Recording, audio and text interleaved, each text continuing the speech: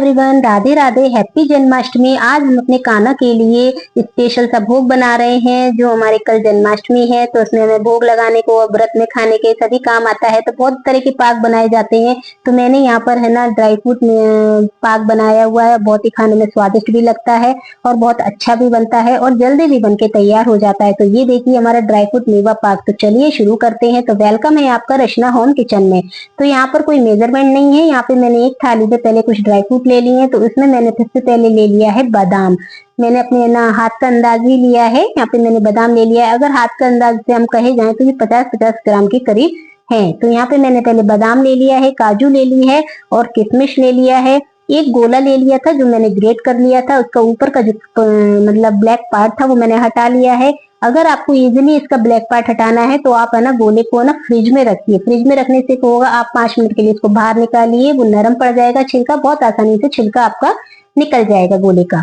एक कटोरी मैंने यहाँ मखाने ले लिए थे। अब क्या करेंगे, गैस ऑन करेंगे। गैस ऑन करके मैंने यहाँ पे एक पैन रख दिया है और उस पैन में मैंने अभी 1 टीस्पून घी डाल दिया है। ज्यादा अभी हम घी ऐड नहीं करेंगे। 1 टीस्पून घी डाल दिया है। घी हमारा मेल्ट हो गया है। मेल्ट होने के बाद घी का हम क्या करेंगे, इसमें हमारे जो काजू बादाम है इन्हें हम ड्राई रोस्ट कर लेंगे। मीडियम है ना आंच को आपको मीडियम ही रखना है। गैस की लो को मीडियम ही रखना है बिल्कुल ही। और इसको है ना हमें ड्राई रोस्ट करना है घी में। ज्यादा घी नहीं देना है, नहीं तो क्या है पाक है ना एकदम से ऑयली घी घी जैसा लगेगा, बहुत घी उसमें निकलेगा।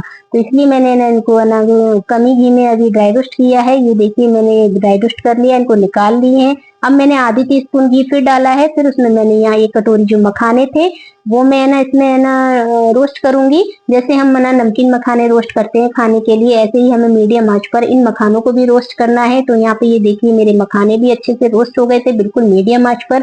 कोई सा भी आप ना ड्राई फ्रूट करें तो आंच जो लो है, गैस की फ्लेम है, उसको आप मीडियम ही रखें। मखाने भी मेरे है ना फ्राई हो गए थे। अब हम इसमें फिर से थोड़ा सा घी डालेंगे, आधी से भी कम चम्मच स्पून घी डालेंगे और इसमें हम अपनी है ना किशमिश है उनको है ना थोड़ा सा रोस्ट करेंगे। कोई कोई है ना ड्राई फ्रूट जल्दी भूनता है, कोई कम देर में भूनता है, इसलिए हमने इसको अलग अलग भूना है।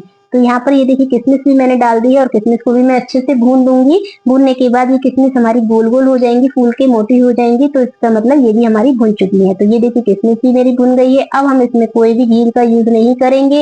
इसके अंदर हमारा जो ये गोला मैंने ग्रेट किया था वो मैंने डाल लिया है और आप देख रहे हैं मैंने बिल्कुल इसका ब्लैक पार्ट हटा लिया है, बिल्कुल साफ लग रहा है हमारा गोला। तो यहाँ पर मैंने गोले को भी भून लिया था और हमारे ये देखिए कुछ ड्राई फ्रूट है वो भी भून लिए। इसमें आप है ना गोंद भी यूज कर सकते हैं, मिंगी वगैरह भी ले सकते हैं, जो भी आपको अगर ड्राई फ्रूट और खाने हैं। मेवा पाक में तो बहुत सारी मेवा डल सकती है। तो यहाँ पर इन सबको करने के बाद हमारे ये देखिए गोला भी भून के तैयार हो गया है। उसको भी मैंने है ना एक प्लेट में अलग निकाल लिया है। तो जब तक हमारे है ना ये है ना गोला और ड्राई फ्रूट है ना मतलब ठंडे हो रहे हैं, तो हम एक प्लेट में अब हम क्या बनाएंगे, हम यहाँ गुड़ रोल करेंगे। या हम शक्कर की नहीं, गुड़ की चाशनी बनाकर मेवा पाक बनाएंगे। तो यहाँ पर ये देखिए मैंने है ना गुड़ ले लिया है। गुड़ का मैं अभी आपको अंदाज बताऊंगी कितना लेना है। तो यहाँ पर मैंने ना गुड़ को है ना इस तरह से ना क्रश कर लिया है। तो ये गुड़ भी हमारा कट गया है। अब हम क्या करेंगे, हमारे जो ड्राई फ्रूट हैं वो ठंडे हो चुके हैं बिल्कुल। गुड़ को मैंने एक तरफ रख दिया है। तो इनको मैं है ना एक मिक्सर जार में ग्राइंड कर लूंगी। आप है ना खल्लड़ मूसली होती है उसमें भी कर सकते हैं। कोई है ना अगर जैसे पन्नी वाला बैग हो, मतलब पॉलिथीन बैग होते हैं छोटे छोटे, उनमें भी कर सकते हैं। जिप लॉक वाले बैग आते हैं जो सब्जी रखते हैं, उसमें भी करके उसमें भी थोड़ा बेलन से या किसी भी भारी चीज से उससे भी कर सकते हैं। क्योंकि हमें इसका मोटा दरदरा एक वो बनाना है मिश्रण। तो यहाँ पे ये देखिए मैंने पल्स मोड पर इसको पीस लिया था। तो थोड़ा मोटा मोटा मिश्रण के ही खाने में है ना थोड़े ड्राई फ्रूट अच्छे लगते हैं। तो यहाँ ये देखिए हमारा ये ड्राई फ्रूट का पीस गया है। इसमें जो गोला था वो भी मैं इसी में डाल लूंगी। मिक्स और जो किशमिश है वो भी इसी में हम अच्छे से इन सब चीजों को मिक्स कर लेंगे, जिससे कि बाद में हमें प्रॉब्लम ना आए चाशनी में डाल के मिलाने में। यहाँ पे मैंने है ना इसमें 2 चम्मच है ना खसखस पोपी सीड्स होती है वो ऐड करी है। आप पे हो तो आप कर सकते हैं, आप और कोई ड्राई फ्रूट भी वो करना चाहते हैं तो कर सकते हैं। मैंने यहाँ पे 2 चम्मच पॉपी सीड्स और 1 चम्मच के करीब यहाँ पर मैंने खरबूजे की मूंगी ऐड करी है। इन सबको ऐड करने के बाद अच्छे से मैंने पहले से ही इनको मिक्स कर लिया है। अब हमारा ये मिश्रण सारा मिक्स हो गया है। तो अब हम चलते हैं गैस की तरफ। तो गैस ऑन करके उस पे एक मैंने कढ़ाई रख दी है। इस कढ़ाई पे मैंने 2 टेबल स्पून है ना पानी डाल दिया है पहले, जिससे हमारा गुड़ एकदम लगेगा नहीं कढ़ाई में। और यहाँ पर ये देखिए मैं अब आपको बताती हूँ मेजरमेंट कितना लेना है। यहाँ पे मेरा 1.5 कप है ना पूरा मेवा का मिश्रण था। तो उसमें मैंने ना 1.25 कप गुड़ लिया है। 1.5 कप मेवा में 1.25 कप गुड़ लिया है, क्योंकि मीठा बिल्कुल अच्छा बिल्कुल बढ़िया रहा था मेरा। अगर आपको है ना ज्यादा चाहिए तो आप ना पूरा एक कटोरी मतलब गुड़ ले सकते हैं। 1.5 कटोरी मेवा में 1 कटोरी गुड़ आप ले सकते हैं। तो यहाँ ये देखिए मैंने इस तरह से ना डाल के इसको ना मेल्ट कर रही हूँ। इसकी कोई हमें एक तरह की चाशनी नहीं बनानी है।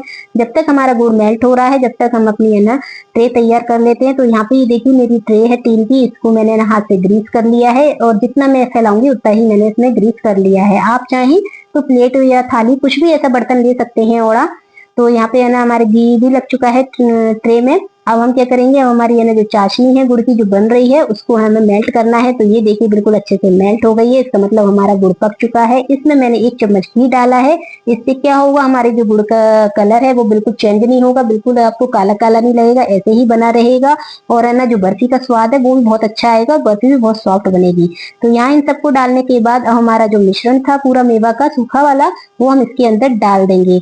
मिश्रण को आपको रोकना नहीं है बिल्कुल भी, बहुत जल्दी चलाना है। डालने के बाद अगर आपने ठंडा कर दिया तो ये बिखर जाएगा, जमने में नहीं आएगा, क्योंकि गुड़ बहुत जल्दी ठंडा होकर जमता है।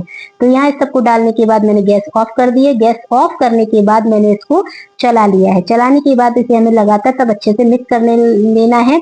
मीठा आपका बिल्कुल परफेक्ट रहेगा इसमें। अगर आपको ज्यादा चाहिए तो मैंने आपको बताया है आप 1 कटोरी ले सकते हैं। ट्रे में घी लगा हुआ था तो इसके अंदर मैंने कढ़ाई का सारा मिश्रण निकाल लिया है और इसको हमें जल्दी से है ना इसके अंदर सेट करना है। अगर थोड़ा ठंडा हो जाएगा तो ये बिखर जाएगी, बर्फी हमारी नहीं बन पाएगी। तो यहाँ पे मैंने जितना घी लगाया था आधे ट्रे में उतना ही मैंने इसको अच्छे से देखिए सेट कर लिया है। बिल्कुल एक तरह से मैंने इसको बिल्कुल सेट करके रख दिया है। तो ये हमारा देखिए मिश्रण बिल्कुल सेट हो गया है। थोड़ा सा मैंने इस पे घी लगा के इसको ऊपर से कर दिया था जिससे कि ये एक सा हो जाए। तो ये देखिए बिल्कुल परफेक्ट तरीके से बिल्कुल सेट हो गई है।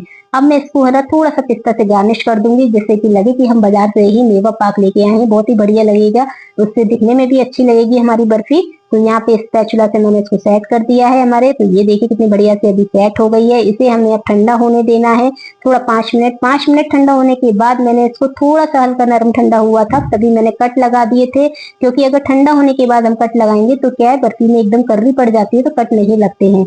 तो यहाँ मैंने थोड़ा सा मेरा गर्म था अभी तो मैं कट लगा रही थी इसलिए वो बिखर रहा था। तो यहाँ पे इस तरह से मैंने इसकी चौकर चौकर बर्फी जैसे पीस काट ली है पाक जैसे। तो यहाँ ये हमारे कट लग चुका है। तो यहाँ पे मैंने इस तरह से इसको कट लगा के रख दिया है। कट लगाने के बाद अब हमें इसे पूरा नॉर्मल ठंडा हो जाने देना है।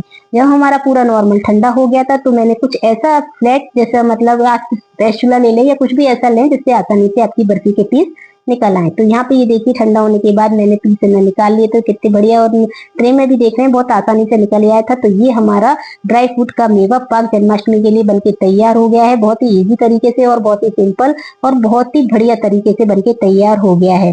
तो ये देखिए इस तरह से मैंने इसके सारे पीसेस अलग अलग कर लिए थे और एक पीसेस मैं आपको तोड़ के भी दिखाती हूँ, बहुत ही सॉफ्ट बना था। ये देखिए कितनी जल्दी से टूट भी रहा है क्योंकि अभी बिल्कुल ताजी है, इसलिए अभी थोड़ा ठंडा होगा बिल्कुल सेट हो जाएगा। ठंडा होने के बाद क्योंकि गुड़ जैसा सेट होता है वैसे ही चीज ठंडी सेट हो जाती है। तो इस तरह से मैंने ना इसको ना अपने ट्रे में लगा लिया, मतलब ट्रे में लगा लिया है। और ये देखिए हमारा कल के लिए मेवा पाक बनके तैयार है। हमारे जो कान्हा जी बैठे हैं इन्हें हम भोग लगाएंगे कल। तो कैसी लगी हमारी मेवा पाक की रेसिपी, अच्छी लगी तो कमेंट में जरूर बताइए। Bye bye.